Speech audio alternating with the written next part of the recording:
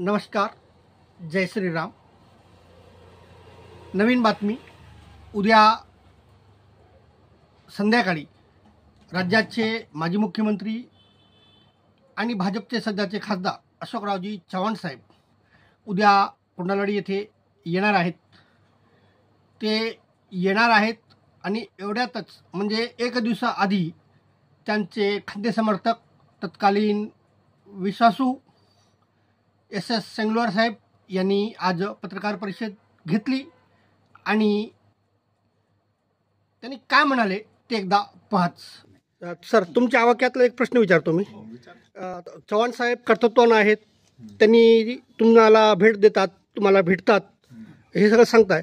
तर चव्हाण साहेब आता भाजपमध्ये आलेत, तुम्ही आधीपासून भाजपात आहात, म्हणजे पहिल्या वेळेस राजकारणात आलं तर भाजपामुळेच आलात.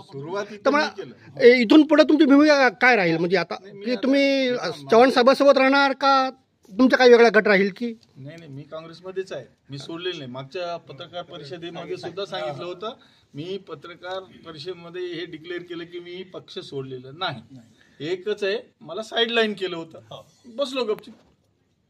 ते एक फार जहाल पासून उपसा जलसिंचनचं जे कर्ज एक जवळपास 570 लोकांच्या सातबाऱ्यावर जे पेंडिंग होता, बोजा होता, ते काही केलं तरी राईट ऑफ होत नव्हता.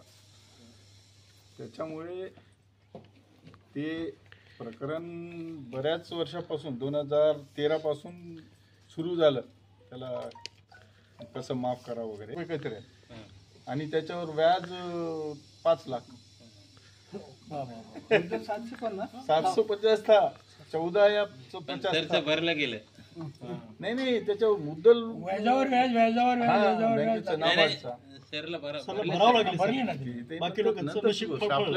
आपल्याला इलेक्शन लढायचं होतं म्हणून ते भरावं लागलं. त्याला काय बरं. हे प्रकरण जे आधी रेड्डी साहेब, साईनाथ सेठ जेव्हा ते चेअरमन व्हाईस चेअरमन होते तेव्हा त्यांनी बऱ्याच ठिकाणी निवेदन हे ते दिलेलं होतं. आता त्याच्यात एक निवेदन त्यावेळेस आमदार होते साबणे 13च्या वेळेस, तर त्यांना निवेदन दिलं आणि त्यांनी मनावर घेऊन विधानसभेत त्याचं प्रश्न मांडलं त्यांनी. त्यावेळेस सहकार मंत्री होते चंद्रकांत पाटील. त्या विधानसभेत चंद्रकांत पाटलांनी असं आश्वासन दिलं की जर समजा बँक व्याज माफ करत असेल तर शासन मुद्दल भरण्याचा विचार करेल. भरू असं नाही, विचार करेल. त्याला कसं असते, त्याचं प्रोसिजर पूर्ण हे करावं लागते. हां, त्याचं त्यांनी त्या याच्यात आश्वासन दिल्यामुळे ते म्हणजे सुरू झालं त्याचं कुठं ना कुठं काहीतरी कुठंतरी हे. त्यांनी एक आश्वासन कमिटी नेमलं 2 लोकांची, एक गणपतराव देशमुख हां आणि एक जगताप म्हणून विलासराव जगताप म्हणून, 2च लोकांची कमिटी नेमलं. हां, त्यात त्यांनी ते चौकशी केली आणि त्यांनी 10-12 पॉईंट्स काढले. त्याच्यामध्ये 5-6 पॉईंट आपल्या फेवरेबल आहेत, 5-6 विरोधात आहेत. म्हणजे त्याच्यात ते टेक्निकल हे घेतलं का, ओपिनियन घेतलं का, मग पाणी का दिलं नाही लोकांना, हे असे प्रश्न विचारले. आणि हे सगळ्याचं त्यावेळेस उत्तर कोण देत होते? सहकार आयुक्त पुन्हा, कारण यांना कोणाला बोलवायचेच नाही, तर आयुक्त द्यायचंय. आता त्यांच्यापर्यंत जसं जमेल तसं हे, पण त्याला थोडं बहुत त्याला चालना मिळाली त्यामुळे. आणि 2000 केव्हा झालं? हां, जेव्हा पहिल्यांदा प्रयत्न झाला ना, आता ही चालना 13-14 आपल्या आमदार साबणे यांनी मांडलेलं 13 मध्ये. हे पहा, त्यांनी नाही 22 डिसेंबर 2014 मध्ये मांडलेलं आहे. प्रश्न मांडला सर, पण 13 पासून सुरू झालं ना. म्हणजे 13 पासून त्यांना निवेदन दिलं. यांनी निवेदन दिल्यावर मग त्याला आधी 15 दिवस आधी अधिवेशन मध्ये ते प्रश्न मांडावं लागते. आता हे डिसेंबर आहे, त्याच्यानंतर 15 मध्ये चर्चा झाली आधी. त्याच्यामुळे त्या एवढं डेटला हे नाही, पण ते सुरुवात झाली आहे. म्हणजे त्याला कसं वाचा फुटलं. आणि त्याच्यानंतर मग ते पत्रव्यवहार सुरू झाले. ते सेक्रेटरीचं पत्र यांना यायचं आमदारांना, आणि त्यांच्या ह्या सहकार DDRला यायचं, सोसायटीला यायचा. नाही तुम्ही हे जे प्रश्न मांडलात त्याच्याबद्दल असं आहे, आधी हे चौकशी कमिटीचं मीटिंग आहे, या मीटिंगसाठी तुम्हाला इन्व्हिटेशन देण्यात येते, असं पत्र आलेले आहेत बरेच. पण हे सगळे म्हणजे जास्त पुढे गेले नव्हते. तेवढंच इन्क्वायरी चालू आणि ते प्रश्न अधिवेशन संपलं की बंद पडायचं. तर मला असं वाटते मी पिक्चरमध्ये 2021मध्ये आलो, 20मध्ये आलो समजा, जेव्हा अशोकरावचं लोकसभेचं इलेक्शन सुरू झालं पहिल्या वेळेस, आत्ता नाही, पहिल्या वेळेस जेव्हा इलेक्शन सुरू झालं 19ला, हां 19ला, तेव्हा मला अशोकरावनी दिल्लीला बोलवलं होतं. त्यावेळेस ते खासदार होते त्यावेळेस. त्यांनी मला एकच प्रश्न विचारले, तुमच्या कुंडलवाडीमध्ये काँग्रेसला लीड का मिळत नाही? तुम्ही 17 निवडून येता, मग मला का निवडून येत? आता त्यांना मी त्यावेळेस आता उत्तर काही देऊ शकत नव्हतो, पण मी 2 प्रश्न सांगितले त्यांना उत्तर. हो साहेब, आमच्या गावात 2च प्रश्न आहेत. एक, उपसा जलसिंचनचं कर्ज शेतकऱ्याच्या सातबाऱ्यावर आल्यामुळे सगळे शेतकरी परेशान आहेत. दुसरा म्हणजे मुन्नरवालू समाजाचं कास्ट व्हेरिफिकेशन होत नाही, त्याच्यामुळे आमची जात तिथं मेजॉरिटी आहे, पण ते सगळे या प्रश्नामुळे सगळे परेशान आहेत. हां, हे दोन्ही प्रश्न त्यांनी लक्षात ठेवले. आणि मग मी कसं आहे, माझं थोडंसं असं चिवट स्वभाव आहे. एकदा लागलं ना, कोण काय म्हणेल हे बघत नाही. ते धसाच लावल्याशिवाय मला चैन पडत नाही. मग प्रत्येक वेळेस त्यांच्याकडे जाऊन, एकदा तर ते ह्याला अर्धापूरला इलेक्शन चालू होतं, त्या दिवशी रात्री गेलो होतो आम्ही. त्याने मला बघितलं की अरे मला माहीत आहे तुझं ते उपसा जलसिंचनचं, असं म्हणून त्यांनी सगळ्यांच्या पुढे हे केलं. पण सांगायची एक गोष्ट आहे, ते माणूस एक कर्तृत्ववान आहे, त्याच्यात काहीच वाद नाही. म्हणजे एकदा त्यांच्या मनात आला तर ते बरोबर दसास लावल्याशिवाय सोडत नाही. आणि अशोकरावकडे गेल्यानंतर त्यांनी पहिल्यांदा आमचा प्रश्न इथं, त्यावेळेसचे विश्वजित कदम म्हणून सहकार मंत्री होते, ते नांदेडला आले होते काहीतरी दुसऱ्या कामासाठी, आपल्यासाठी म्हणून नाही. तर इथं शंकरराव चव्हाणचं म्युझियम आहे ना, त्या दिवशी त्यांनी आम्हाला कळवलं की ते येत आहेत, ते ते सगळं हे घेऊन या, माहिती घेऊन या, आणि DDRला बोलवलं. तर मी, सायसेट, होरके, आम्ही तिघं मध्ये गेलो. सकाळी मीटिंग ठेवलं त्यांनी. त्या मीटिंगमध्ये सगळं सांगितलं, असं आहे, 570 लोकांचा प्रॉब्लेम आहे आणि ते तुमच्या खात्याचं आहे. आणि ते अशोकराव म्हणजे त्यांना फार सिनियर आहेत, CM होते ना एक, कदम साहेब तुम्ही हे बघा बरं, आणि हे आपण याला कसंही करून माफ करायला लावायचं. मग त्यांनी त्या DDRला आमच्या पुढे सांगितलं की हे सगळं पूर्ण मॅटरचं तुम्ही एक सार घ्या आणि त्याचं फाईल बनवून थ्रू आयुक्त पाठवा माझ्याकडे. आणि आता तेव्हापासून मग सुरू पत्रव्यवहार.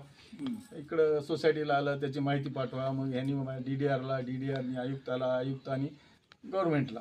त्याच्यानंतर अंतापूरकरच्या इलेक्शनच्या वेळेस विश्वजित कदमनी मीटिंग ठेवली त्यांच्या कॅबिनमध्ये. त्याच्या आधी म्हणजे इलेक्शनच्या नंतर मला वाटतं, अंतापूरकरच्या इलेक्शनच्या नंतर विश्वजित कदमनी मंत्रालयामध्ये मीटिंग ठेवली या विषयावर. तर अशोक चव्हाण आले नाहीत त्या मीटिंगला, कारण ते अंतापूरकरला घेऊन जाऊन तिकडं दिल्लीला गेले होते. तर काहीतरी 19 सप्टेंबरला काहीतरी होतं ते, मला डेट एक्झॅक्ट आता आठवत नाही. मी आमचं त्यावेळेसचे चेअरमॅन हे नगावत आणि राम रत्नागिरी तिथं मीटिंग अटेंड केली. पण ते माणूसही इतकं कोऑपरेटिव्ह आणि इतकं चांगलं आहे, अत्यंत श्रीमंत आहे. त्यांचं पुण्यात ते विद्यापीठ काय किती सेंट्रल एरिया, पण त्या माणसाला एक पैशाचं गर्व नाही. आणि आता ते मला वाटतं ते डॉक्टर आहे, ते काहीतरी सर्जन आहे की काय आहे की. पण त्यांनी मला इतके डिटेलमध्ये विचारलं, आम्ही इतके सजेशन दिले सर त्यांना. म्हणलं सर तुम्ही आम्हाला 1-2 कोटी कर्ज द्या किंवा अनुदान द्या काहीतरी. त्यांनी लगेच ते त्यांच्या PL ॲडमिनिस्ट्रेटिव्ह ऑफिसर असताना त्याला विचारलं त्यांना किती कर्ज देता येईल बघा म्हणे. ते मग ते जमीन किती आहे, मेंबर किती आहे, त्याच्यावरून काढून म्हणले जास्तीत जास्त 50 लाख देता येईल. हां. आणि त्यांना त्यावेळेस आम्ही सांगितलं की बाबा हे प्रश्न मिटेपर्यंत तुम्ही इलेक्शन पोस्टपोन करा सोसायटीचा. तरी आम्ही 1 वर्ष का 2 वर्ष ते पुढे टाकलायला लावलं. पण ते शेवटी कसं आहे, किती दिवस हे करता येते. त्याच्या आधी ते मीटिंगच्या आधी अशोक चव्हाणकडे त्यांच्या मुंबईच्या क्वार्टरवर अनेक वेळेस जाऊन आलं. मी तर जायचंच माझ्याशिवाय, आणि प्रत्येक वेळेस एक दोन लोक कोणी ना कोणी यायचे. पण बऱ्याच वेळेस जाताना येताना रिझर्वेशन मिळायचं नाही. कधी उभं राहूनच जावं लागलं, कधी बसनी जायचं, कधी कारनी जा, कधी रेल्वेनी, जसं जमेल तसं जाऊन अनेक वेळेस त्यांना जाऊन भेटलं. प्रत्येक वेळेस त्यांनी बरोबर आमचं आधी ऐकायचं. आणि काय एकदा तर त्यांच्या एक जुना त्यांचा IAS ऑफिसर सेक्रेटरी लेवलचा त्यांच्या ओळखीचा सहकार मंत्रालयात सेक्रेटरी होता, रामसिंग का रामराव असं काहीतरी होतं नाव त्यांचं. तर त्यांना घरी बोलवलं क्वार्टरला. आम्हाला सांगितलं की उद्या सकाळी ते 10ला येणार आहे, तुम्ही 9:30ला या. आम्ही ते टॅक्सीने जावं लागायचं, त्यांचं तिथं दूर आहे, 10 किलोमीटर दूर होतं. तर जायला आम्हाला एक 15-20 मिनटं लेट झाले. तर त्यांनी सगळं बोलून निघाले बाहेर की आम्ही घेऊ. मग त्यांना म्हणले की यांना सांगा सगळं तुमचं ते प्रॉब्लेम. सांगितलं मी असं आहे, हे असं इतक्या वर्षापूर्वी झालं, लोकांना पाणी मिळालं नाही, ते सातबाऱ्यावर चढवलं, असं तसं म्हणल्यावर त्याला हे वाटलं जरा थोडं, म्हणजे सहानुभूती वाटली. तर म्हणे मी त्याला हात जोडून म्हणलं, साहेब हे कसं करून हे 570 लोकांचा तुम्ही प्रश्न आहे, तुम्ही लक्ष घालून याचं ते तडीच नाही आला. ठीक आहे म्हणे, मी ते IAS ऑफिसर आहे, हा हुशार असं ते नाही म्हणे, I will try my level best, आणि जर समजा मला जमलं तर बिलकुल राईट ऑफ करायला होतो. दुर्दैव कसं झालं, ती तिथून गेल्या 8 दिवसानंतर त्याचं त्या पोस्टवरून बदली झाली. नाही तर तो फेवरेबल होता आणि अशोक चव्हाणचा ओळखीचा होता खास. पण आता ते तिकडून गेल्यामुळे पुन्हा अडचण आली. आता आमचं फॉलोअप चालूच होतं, याच्यात काही सोडलं नाही.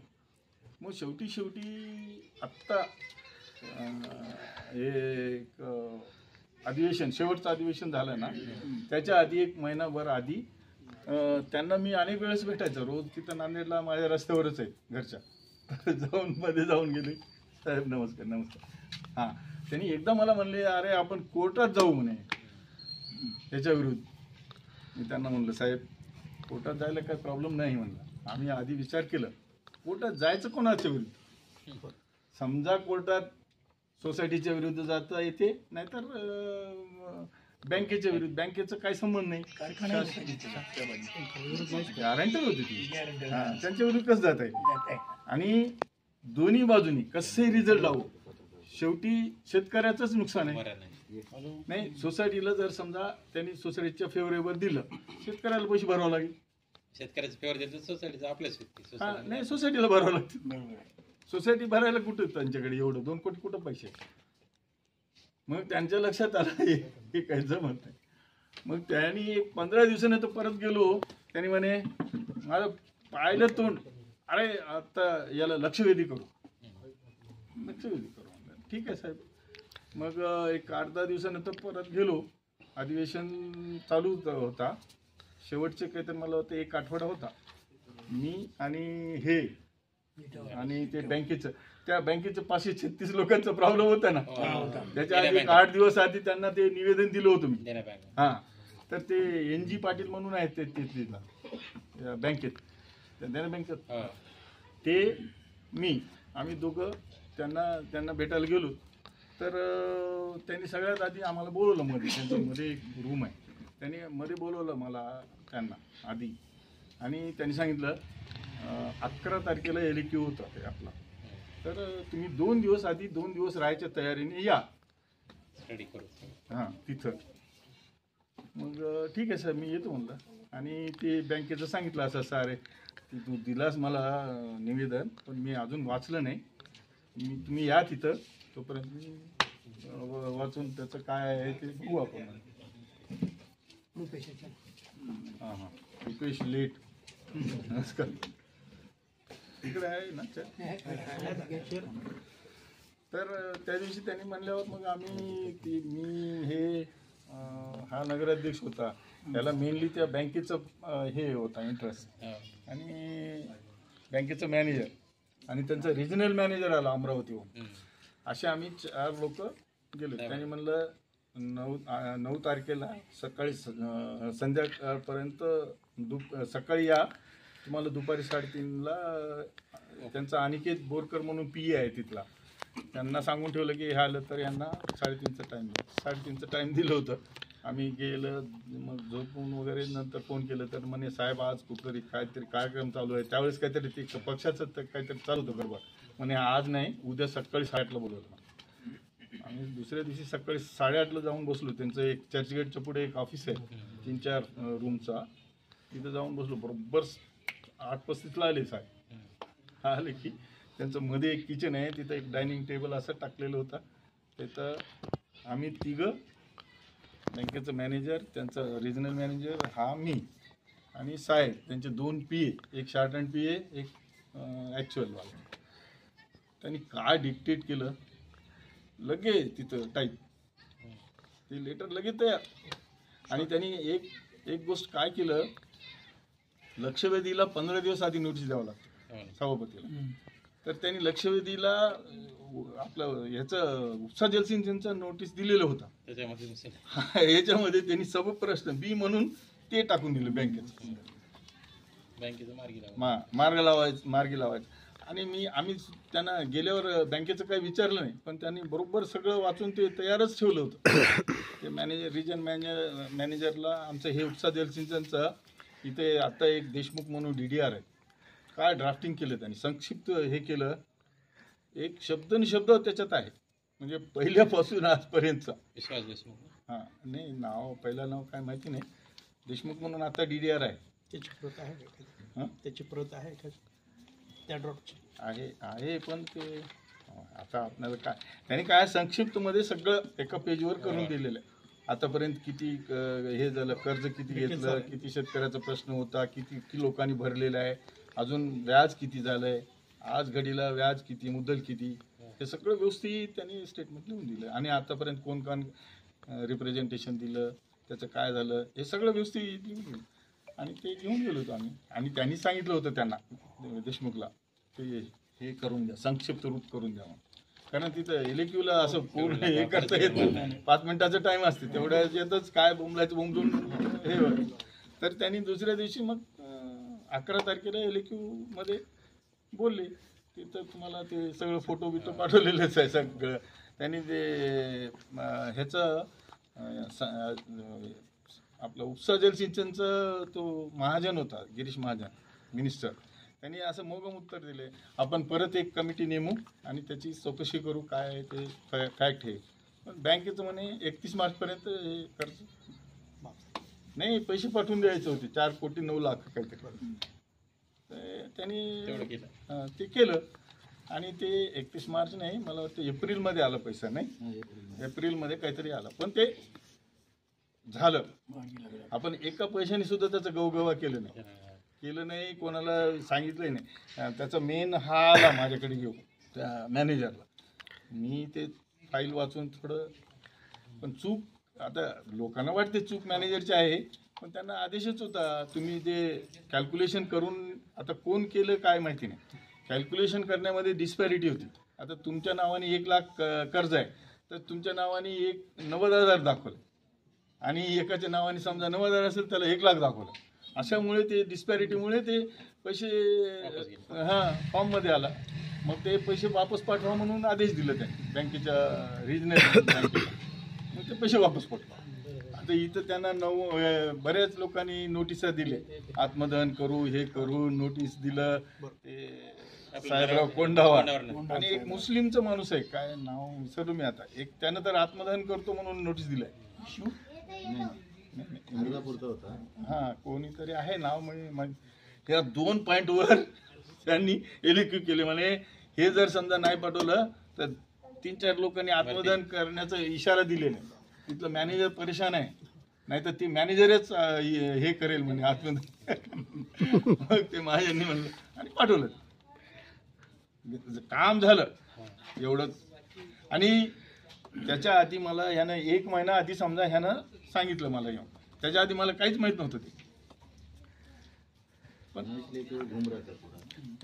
मुंबई में आपण 2000 और अंतापूरकरला वगैरे सांगितलं त्यांनी, काय साहेबांना जाऊ भेटू हे करू ते करू. चूक होती ते. आता कोणाची चूक असो पण महत्व लोकांना त्रास होता. पुष्कळ झाले.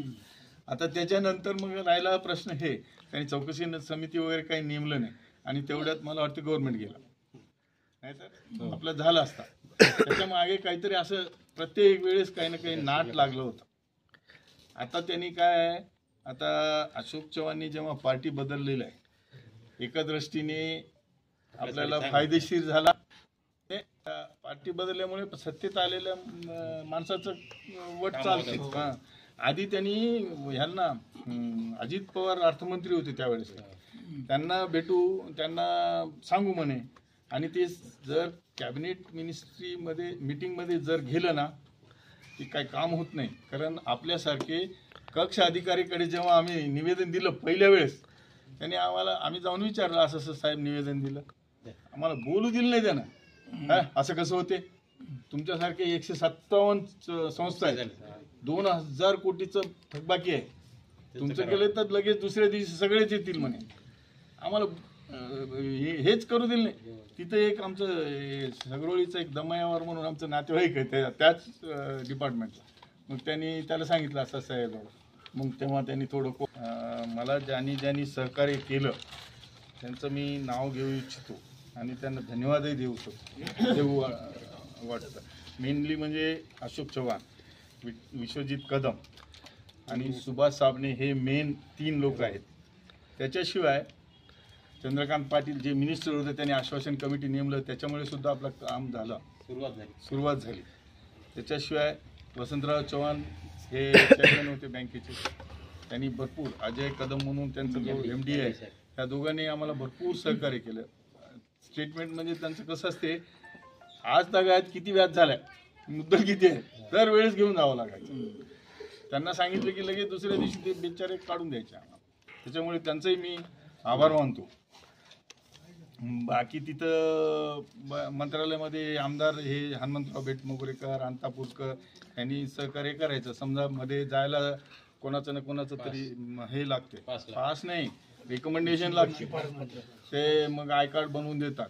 त्याच्याशिवाय मध्ये जाऊच देत नाही. मंत्रालयामध्ये नाही, विधानसभेत तर एकदा ते LAPच्या आधी एकदा मी गेलो होतो, साहेबांना भेटलं. आता ते आमचं ते हे होता कास्टचं, इथं नायगावला इलेक्शनच्या आधी मीटिंग घेतली होती ना मनेरवालू जातीच्या ह्याच्याबद्दल. त्यावेळेस त्यांनी म्हणलं ते एक पडावी म्हणून तिथलं डायरेक्टर का काहीतरी होतं या ट्रस्ट याचा संस्थेचा, त्या व्हेरिफिकेशन कमिटीचा, तर त्याची बदली करा म्हणून सगळ्यांचं म्हणणं होतं. तर मी त्यांना आठवण करून दिली, साहेब असं आहे, आता आपण त्यावेळेस म्हणलेलं आहे बदली करू म्हणून. आता लोक विचारायलेत सगळे. मग आपल्याला हे होते म्हणलं तर मग त्या PA बोलवून म्हणे यांना विधानसभेत घेऊन येऊ द्यायला. मग रातोरात ते करोनाचं सर्टिफिकेट काढ, हे काढ, ते काढ काढून सकाळी मला आय कार्ड बनवून दिलं. मध्ये गेलो मी, 3 दिवस होतो. तर त्यांनी दुसऱ्याच दिवशी ते उद्धव ठाकरेचं ऑफिस तिथं आणि यांचं इथं आहे, त्यांच्या ऑफिसमध्येच बसून राहायचे. दर वेळेला हे लावलेलं असते TV मध्ये, काय चाललंय ते सगळं सारखं लाईव्ह येत राहते. तर त्यांनी जाऊन उद्धव ठाकरेला जाऊन भेटले, काय बोलले की मला येऊन 1 तासानंतर येऊन मला म्हणले, अरे त्या पडवीचं बदली झाली म्हणे, लेटर निघा. फॉलोअप केलं ना कोणतंही काम होते. एवढंच आहे, थोडं पर्स्युएशन पाहिजे त्यांना. अनेक प्रकारचे लोक निवेदन देतात, हे देतात, हे अशा गोष्टी, असे अनुभव भरपूर आले. त्याच्याशिवाय DDR अजय कदम तर ते ऑफिशियल्स. आणि मध्येच आम्ही एकदा आठवण करून द्यावं म्हणून नागपूरला 24 तासात जाऊन आलो माझ्या गाडीने. DDRचं देशमुख आहे, आत्ताचं देशमुख आहे, त्याच्या आधी 12 खाते म्हणून होता. हे अजय कदम एमडी याचा कोऑपरेटिव्ह बँकचा.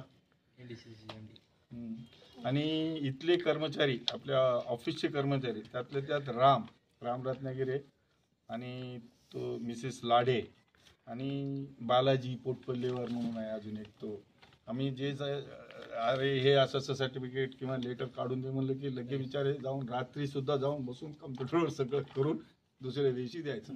त्यांचंही मी धन्यवाद मानतो, कारण त्यांच्या सहकार्याशिवाय हे झालं नसतं. पुन्हा त्यांचे साहेबांचे PA सगळे PA कोऑपरेटिव्ह करायचे. आम्ही गेलो की साहेब ते कुंडलवाडीचे नगराध्यक्ष, माजी नगराध्यक्ष आलं म्हणलं की त्यांना बोलव म्हणजे मध्ये आणि बसवायचे. त्यांना जर वाटलं तर आधी सगळ्यात आधी बोलवायचे, नाही तर त्यांना बसू दे म्हणजे. सगळ्यांचं निपटून मग आम्हाला बोलवायचे. आणि याच्यामध्ये अजून एक म्हणजे एक हे आपले अमर राजूरकर साहेब, हे साहेबांना भेटण्यासाठी त्यांचं वेळ आणि त्यांना सांगायचे की बाबा असं असं आहे यांचं प्रॉब्लेम, ते आलेत म्हणलं की साहेब मध्ये बोलवायचे. त्यांचंही सुद्धा आभार मानतो मी. त्याशिवाय आता कैलासवासी KB रेड्डी साहेब, साईनाथ उत्तरवार, काशीनाथ नर्रावाड, संजय पाटील शेळगावकर, हे आमच्या बरोबर बऱ्याच वेळेस मुंबईपर्यंत आलेलं आहे. हे नरेश जिट्टावार, हा त्याच्याशी काही संबंध नव्हता पण यायचं आमच्याबरोबर. शैलेश राकावारही 1-2 वेळेस आलेलं आहे. सचिन कोटलावार, ह्या सर्वांचं मी मनापासून आभार मानतो. यांच्या सहकार्यामुळेच मी जे काय करू शकलो ते शक्य झालं.